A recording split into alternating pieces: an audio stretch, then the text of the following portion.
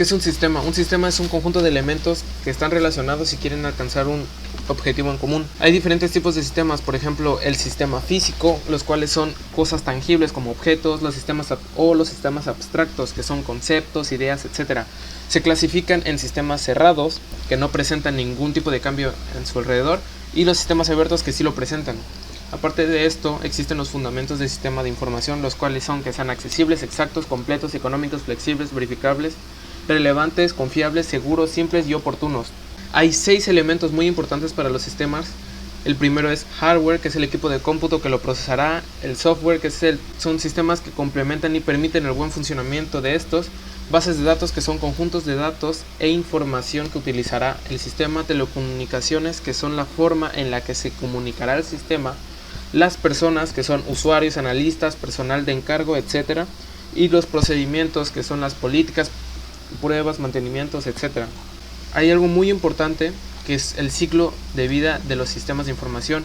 Primero será la fase de requerimientos, donde se pedirán los datos para el sistema. Segundo, la fase de análisis, donde se analizará cuál es el problema a resolver. Tercero, la fase de diseño, donde se estructurará el sistema.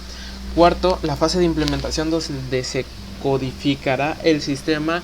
Quinto, la fase de mantenimiento, en donde se actualizará, parcheará, etcétera, el sistema. Y por último, la fase 6 de retiro, donde ya no se hará más por el sistema si es que este ya no puede ser ni actualizable ni parcheable y por tanto obsoleto. Metodología o paradigma orientado a objetos. Un paradigma de programación son los pasos a seguir para resolver un problema. El paradigma procedimental era un paradigma tradicional que permitía soluciones rápidas a problemas pequeños o simples. En cambio, el paradigma orientado a objetos nos permite hacer proyectos extensos y complejos. Las características de la metodología orientada a objetos son la abstracción, que es representar objetos de la vida real en el programa. El encapsulamiento, que se da cuando logras abstraer datos de un objeto y agruparlos en una clase.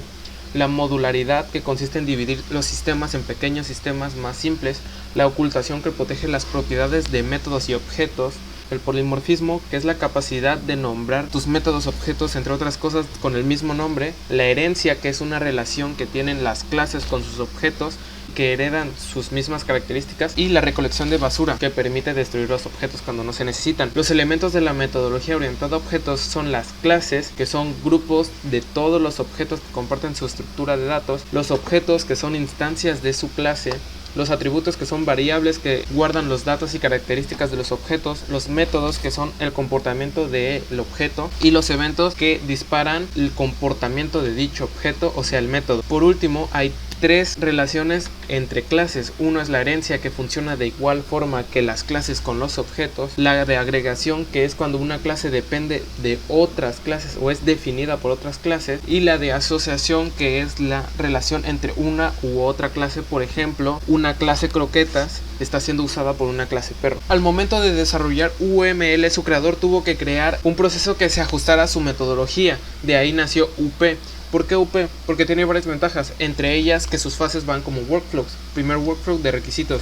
Primero, obtener una comprensión del dominio, elaborar un modelo inicial de negocios y elaborar un conjunto inicial de requisitos.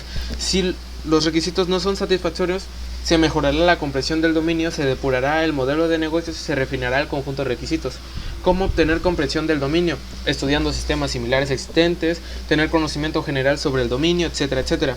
¿Cómo obtener información relevante para el modelo de negocios? Se puede de diferentes formas, por ejemplo, entrevistas, encuestas, revisión de reportes, observación de los procesos u experiencias previas. Existen los casos de usos, los cuales representan la interacción entre sistemas de información y los actores. Además de esto, tendrás que hacer un diagrama de casos de uso en el cual se añadirán las descripciones para cada caso de uso. Después de esto irá al workflow de análisis, donde se realizará el modelado funcional inicial, el modelado de clase inicial y el modelado dinámico inicial. Si las clases no son satisfactorias, se mejorará el modelado funcional, se mejorará el modelado de clases y se refinará el modelado dinámico inicial.